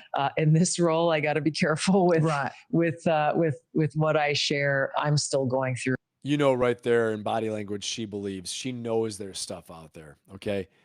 You know, I mean, because if you don't believe it, if you don't think so, you're going to flat out say no. Okay, like if you asked me, what's the craziest thing I can think of right now? Okay, can pigs fly? Can pigs and elephants fly? I don't care what position I'm in. I'm going to be like, no, they can't. I have no reason to believe they can fly. I'm going to say that. But with her smiling and laughing, well, I have my own personal beliefs, you know, but I have to be very careful. She knows, she believes, okay? Put in the chat if you think I'm right about that. Watch her body language again. Let's do it. I got to be careful with what I share. I'm still going through and looking through what do we know and what is it that we don't know. And the New Jersey. And this is such a non-answer. Trust me. I've been in non-answer jobs. Okay, I've been in non-answer jobs where I can't answer questions. That is a non-answer. Trust me. We are looking into what we know and what we don't know, and we are checking, and we're going to check again. And I believe, but I don't believe. And maybe yes, maybe no, maybe up, maybe down, maybe sideways, maybe left, maybe right. I don't know. This is such a little friggin' dance, okay? I don't blame her. I'm just saying she knows and she believes it's there, okay? Buy crypto. That's the only way to fight the aliens. What do we know and what is it that we don't know? And the New Jersey, the strange objects over New Jersey were drones. I still have a lot of questions around that. Yeah. You know, I've heard what the public official line is. I just personally still have a lot of questions that are unanswered. I think we all have a lot of questions. Again, super non-answer, right? You can't blame her. She's the director of national intelligence. What's she going to do? Yes, they're everywhere. She'll be fired. Old DT, Donald Trump, President Trump will fire her. She'll be gone. Okay? All right, let's listen. Put in the chat. What do you think? I just personally still have a lot of questions that are unanswered. I think we all have a lot of questions. Remember, in January, the White House said there was nothing nefarious about the New Jersey drone sighting. So here's the question. What's the truth? Well, we're going to ask former Pentagon UFO investigator Lou Elizondo to get to it. So, Lou, good to see you. What does Tulsi Gabbard know that we all don't know? All right, Lou Elizondo, former Pentagon UFO investigator. Okay, guy's got some credibility. He's testified before Congress. I tried to find that testimony. I'll find it next time we'll watch it. But let's dig in. Again, why am I covering UFOs? Why am I covering aliens? All these things like that. 20 years ago, I'd be a quack for doing this, right? 10 years ago even. But now we have Harvard professors. We've got government officials. We've got, people in Congress. We've got congressmen, congresswomen. We've got official elected officials. Okay, we've got respected scientists that are all saying we have it. Okay, military officers, we're all saying that they're out there. So why am I covering this? Just like cryptocurrency, okay, if this will be It'll be a massive event in our lives, okay? Crypto will be a massive event. AI war is a massive event. South Park's always a massive event. We know that. Cartman's probably the most important figure in modern history. And UFOs and aliens, okay? This will be the single largest event ever to have happened in human history, okay? So, and you can argue with me on that, all right? But that's what I think. Let's go. Again, Luis Elizondo, Pentagon investigator for UFOs. Lou, good to see you. What does Tulsi Gabbard know that we all don't know? Well, I think it's important to note that Tulsi Gabbard is a very seasoned official. She cut her teeth as a combat veteran and also formerly a field grade officer. So she's not new to the world of intelligence. And I think what she's doing is exactly her due diligence. Before she makes a public statement, she wants to make sure she speaks to all of the 16 intelligence agencies, try to remove all the stovepipes as she can, and really get to the truth of the matter. The bottom line is, look, whenever you admit to the American public that we don't have complete aerodomain awareness of our skies, we don't know what's in our skies all the time, you're also tipping your hand to your adversaries that we have vulnerability. So it's really a catch-22. Tulsi is in a really... Yeah, I disagree. Do we have a vulnerability? No. Do we? If they're alien technology, yes. Okay, I disagree. We're not tipping any hand. That's like saying we can't detect an invisible person. They're invisible, not any spectrum of light, not an infrared. The invisible man can't be seen. That's just a technology we don't have. We've never seen. Okay. I don't think it's a gap. I think we're saying that there's a technology not of this world and nothing works. The most exotic defense system anywhere will not work. Okay. Orbs. Remember in one of my lives, I think 2 weeks ago, orbs rising out of the ocean, meeting another orb over the Pacific or wherever it was. Okay. This is not normal. And then flying against the wind or doing things that are against the physics of the earth, to quote what the testimony was. If you guys were here with me 2 weeks ago, that's what they talked about. All right. Put it in the chat what you guys know about this, what you think about it. Do we know? Do we not know? Adil, you are coming in off the top rope. I love it. I love it, brother. Everybody else come in the top rope. Say what you think about this. Do we know? Is he holding back? Tell me. Difficult spot because it's really a catch-22. Tulsi is in a really difficult spot because on one hand, she does have these outstanding questions like the New Jersey drone issue. We now know there was not prosaic explanations for what occurred with every one of those quote-unquote drone sightings. But at the same time, look, you've got 16 intelligence agencies that somehow it's like herding cats. You have to try to get all of them to report information to you. Yeah. And it's one. And that is very true. All right. So put it in there. Put in the chat what you guys think about that, okay? I think it's very important because, again, trust and secrecy. Trust is trying to be built. We have to have trust, okay? As leaders, we have to have trust. In the government, they have to have trust. Elected officials, we have to have trust amongst each other, okay? As Americans, as global citizens, okay? And here's the thing. Secrecy, does that build trust? Put it in the chat. Does it build trust? Tell me what you think. I think it doesn't, all right? Leaks destroy trust. When you're secret and then there are leaks, as we're getting whistleblowers, as we're getting all these things, that will destroy trust. We're like, wait, you knew, but you didn't say anything? Now you're telling us? Could we have done something about this earlier? Okay. And then maybe they did a bad policy that the public would not have approved of. So I want to say leadership is also the art of knowing how and when to share, how much to share, and what to share and when to share. Okay. When to share information. So you have to ask yourselves, and I'm going to ask you guys, put it in the chat. Are they losing credibility with the American people by not being more open about it? Okay. Now we're trying to figure it all out. The intelligence agencies, all these things like that. And maybe it's the honest truth. Maybe it is like herding cats. I know as a fact it is actually like that. Okay. But again, someone's got to know, and someone has to come forward with what they know, either saying yes or saying no, that we know nothing. But there are too many people coming forward and testifying in Congress saying that, yes, we do know. And yes, there is stuff. Okay. That's why I'm covering it. That's why it's here. All right. Okay. Let's keep on going. Let's check out this next one. A little update on, I believe I have an update on the Atlas 3I probe. Update time. Here we go. A mysterious space object is hurtling towards Earth, and while it could just be a comet, a renowned theoretical physicist is pushing the possibility that it could be a nuclear-powered spacecraft. This is the image of the so-called 3I Atlas, raising new questions. Ooh, nuclear-powered spacecraft. That's new. We didn't hear that last time. We watched you guys. If you guys were here with me last week, I know a bunch of you were, but we talked about it not being a comet because it doesn't have a tail. And Avi Loeb, the Harvard professor, said that, right? I think he's back on today for this as well. But now they're saying that it could be a nuclear powered because of what they're finding. Let's go. Spacecraft.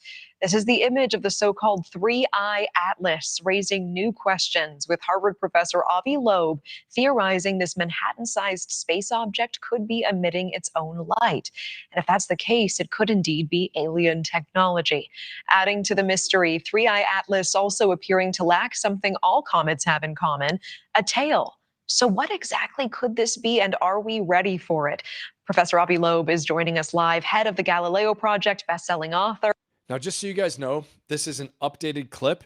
The clip I had for you guys last Thursday was from a few days before Thursday. This is from, I think, 4 days ago. So this is updated. This is a new clip of him speaking, a new interview, and the nuclear-powered object is new information that he's providing. Okay, just so you know that. This is updated. Let's go. For it. Professor Avi Loeb is joining us live, head of the Galileo Project, best-selling author. Professor, always good to see you. Thanks for making the time tonight. Thanks for having me, Natasha. So, Professor Loeb, talk to me about this best photo we have of this object and the glow of light you describe. What makes you think that this could be nuclear-powered? Well, we don't have evidence for nuclear power, but we have evidence that there is no tail behind the object. So we see the object as red. And there was a suggestion maybe dust in front of it is making it red. But in fact, there is not enough dust. There is very little dust in front of it based on the image. In fact, you can get all of this dust over a period of 6 months from a layer that is just 1 millimeter thick, and it could be just dirt evaporated from the surface. The one thing that was reported just a few days ago is from another observatory, Sphere X, that claims to have detected carbon dioxide, CO2, in a large region around this object. We don't know why that the same instrument didn't detect any water. Often, in the case of comets, you see water molecules. This is crazy. They're detecting large amounts of carbon dioxide, and he said that they can't find any water. Comets often have water. So again, he said that there isn't evidence for the nuclear powered thing, so I don't know where that came from, but he's saying that there's no water. They're not detecting any water. They usually can detect water around comets. Okay, so this is, again, now as it's getting closer and closer, I believe this is going to pass as close as it will to the Earth in December of 2025. Okay, so it's coming soon. And they're finding more and more out about it every day because it's getting closer. All right. And you heard me said they're detecting large deposits of carbon dioxide. Let's hear more about why that matters. Detect any water. Often, in the case of comets, you see water molecules, and that was not detected. So the mystery remains. Why don't we see a cometary tail? Why do we see glow ahead of the object, not behind it? If the object happens to be 20 kilometers in diameter, as is the case, if the reddening is just the surface of the object. Again, the size of Manhattan. That's what they said, the size of Manhattan. Think about that. This is huge, okay? Massive. In diameter, as is the case, if the reddening is just the surface of the object, from its brightness, we infer that it must be of order 20 kilometers, then it's very difficult to get such a giant rock out of the rocky material in interstellar space. We expect such a giant rock to be delivered once per 10,000 years or longer. There is not enough rocky material to deliver it within the past decade. So, okay, so this is massive. This is huge, right? He's saying once every 10,000 years, we expect to see a rock of this size.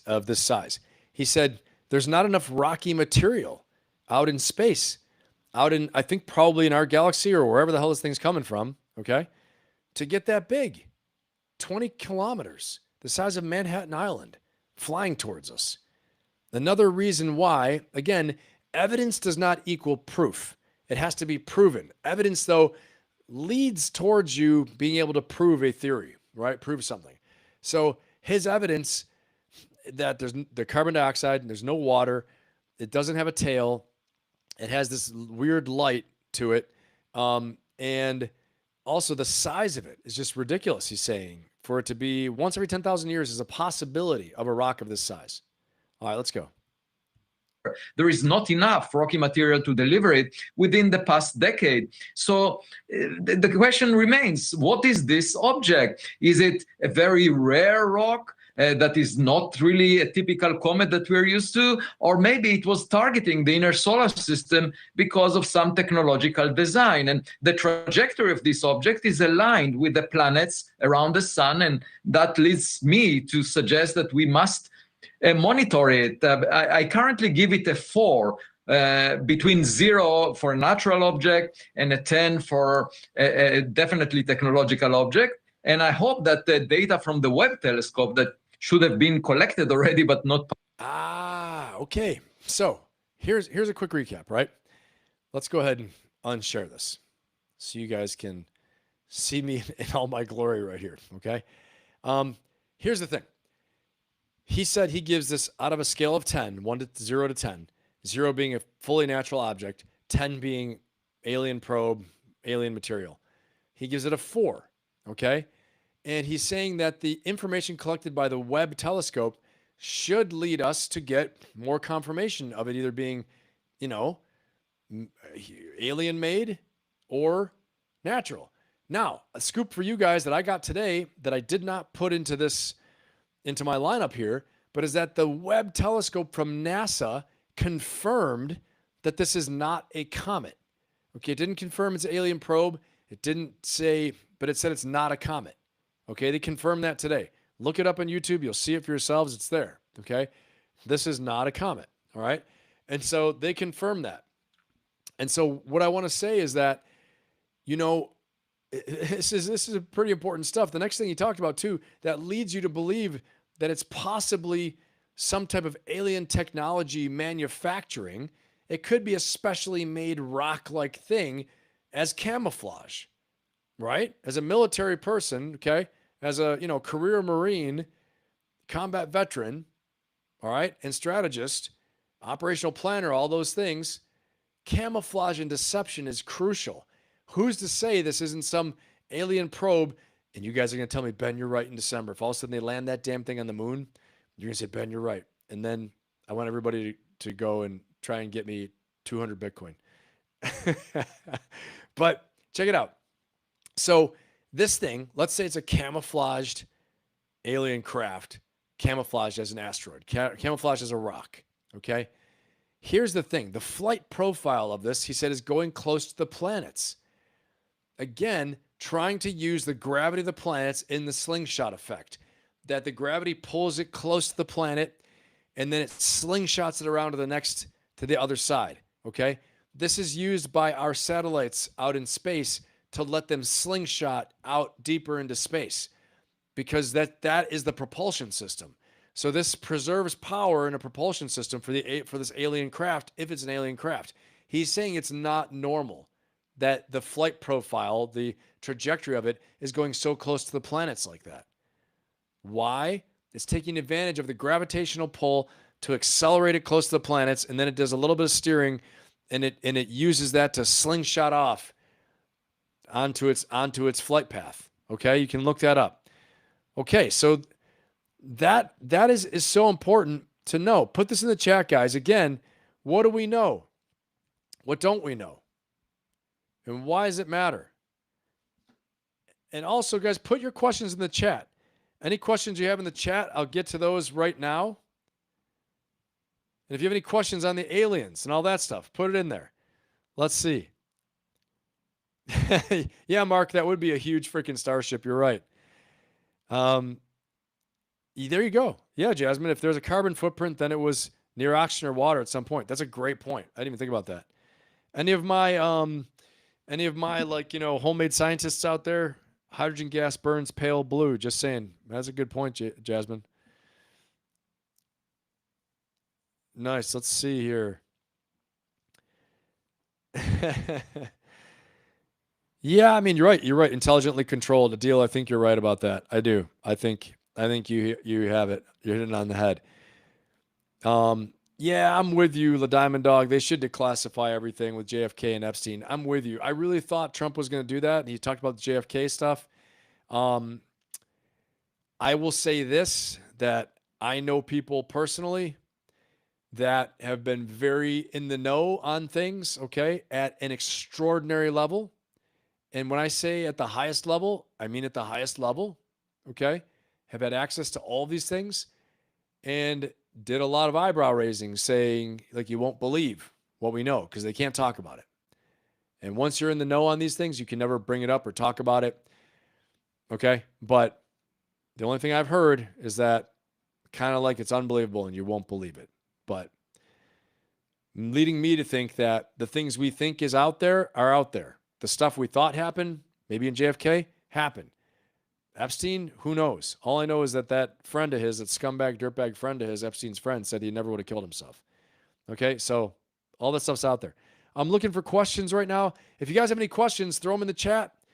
We'll go for a couple more minutes. This has been a long one tonight, a fun one for sure. I hope you guys had a great time. I had a great time because that is the end of the alien segment. We'll go into a little bit of Q&A, but any questions you guys have for me, throw it in here.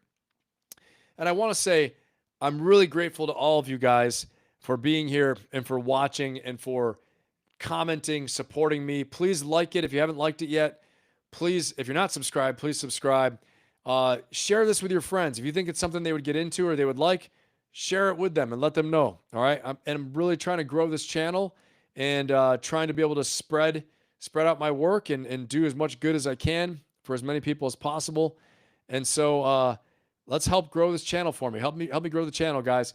I'm trying to get this thing to trying to hit 30,000 subscribers by the new year, and we're gonna see what we can do. Okay, it's grown pretty fast. I've grown 18x since February, so it's exponential growth since February. From I had 200 subscribers now to 3,650, and I'm gonna see if we can 10x it again by Christmas and go to 30,000. So with your help, I can. So spread the word for me. I'd appreciate you guys, and I appreciate you being here. But throw any questions you have here. Okay, let's see, Becky. Here we go. Off-topic question. Have you ever read any James Rowlands? He writes these action adventures, thriller-type books that also deal with government and military. He's pretty good. I've heard of him, but I don't think I've read anything from him, Becky. So, yeah, I think I'll have to check that out, though, for sure. Hey, thanks, Phoenix. I appreciate you. Hey, awesome. I'm so glad. Isn't that so funny? I'm talking about the messed up financial system, just like Ren talks about in Money Game. I'd love to get Ren's take on crypto because crypto is so democratizing, so freeing. It allows access for everybody. That's the cool thing about crypto, and it holds people accountable. You can't lie. You can't print money. You can't print crypto. You can't print Bitcoin. You know what I mean? So I appreciate you being here, Phoenix. Thank you so much. I do. I need the aliens to boost the numbers more. Hopefully we're just getting started, Nick. Okay, what's digital gold? I see Mark asked that, and now Jasmine. Okay, let's go back. I'm going to replay that clip, guys. I'm going to replay the clip really fast for digital gold because I think Cathie Wood can say it maybe even better than I can, but then I'll just comment on it. But I think it's important to see the digital gold. And I'm not sure, Jasmine, if you were here for that part. I think you might have missed the AI wars part, but saw the Bitcoin. But let's see what Cathie Wood talks about here. Hold on one second. Here we go. let's go into this. Okay, ready, guys? Here we go. Our forecast right now, it's right now the Bitcoin's around 105,000.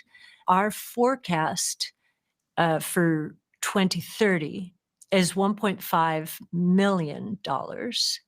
And we do that, the building blocks for that, the three biggest building blocks are institutional, which has barely started.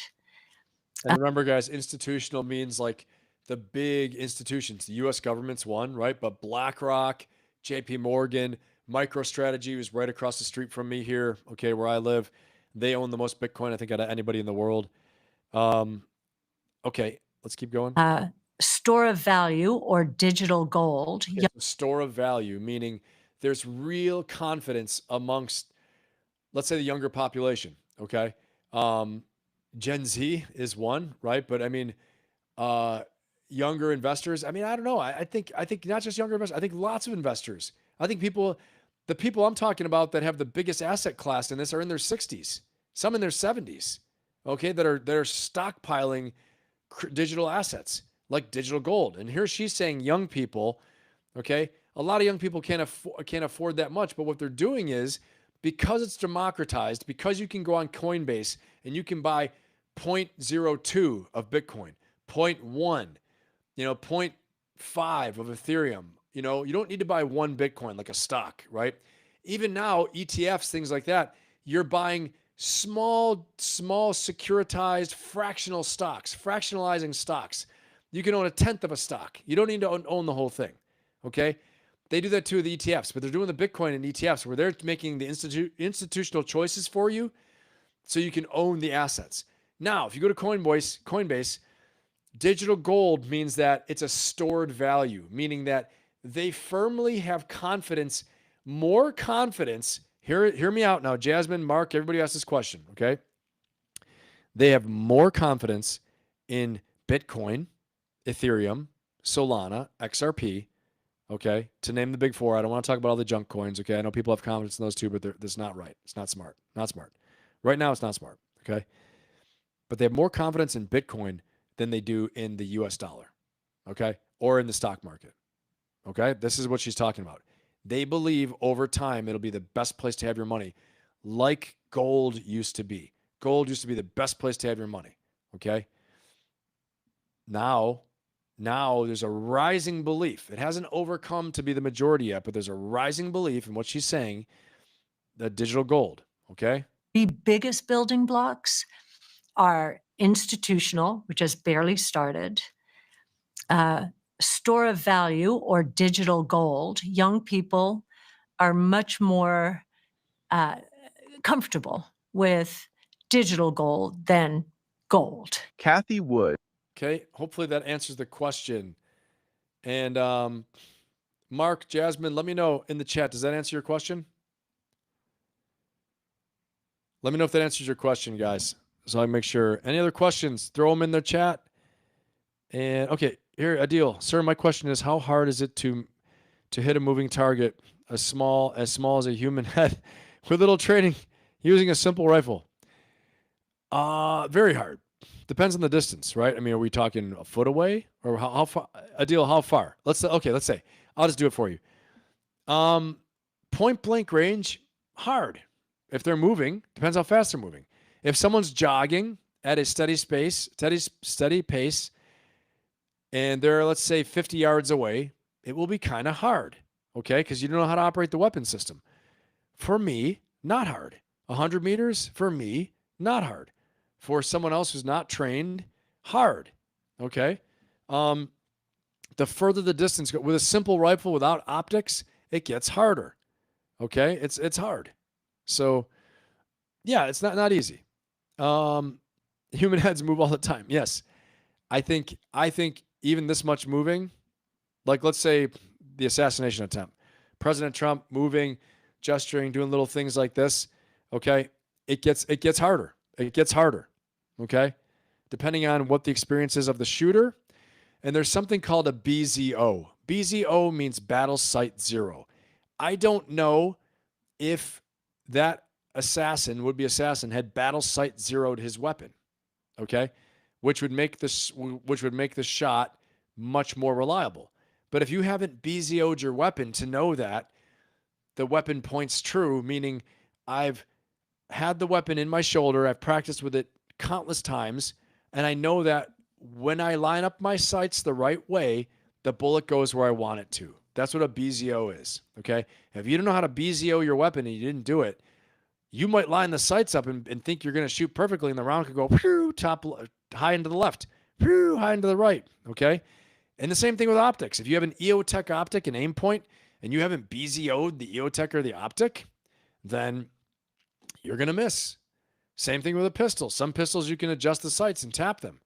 But if you haven't practiced with a pistol, you're going to miss. Okay, so Adil, hopefully that answers the question. It's not that easy. And that's why it's always kind of funny when people talk about, gunfighting and stuff like that. There's a lot that goes into it, a lot of preparation, a lot of premeditation. It's not easy, okay? Obviously, point blank range, you spray and pray, you might hit something, right? But, actually being a professional shooter and someone in the profession of arms who is doing this as their work, where you cannot miss and you want to preserve your own life, and you're not some like street thug all hopped up on drugs shooting at people, right? Like, you're a professional. Professionals do all the things I'm talking about. Okay. Let's see. Any other questions, guys? All right, everybody.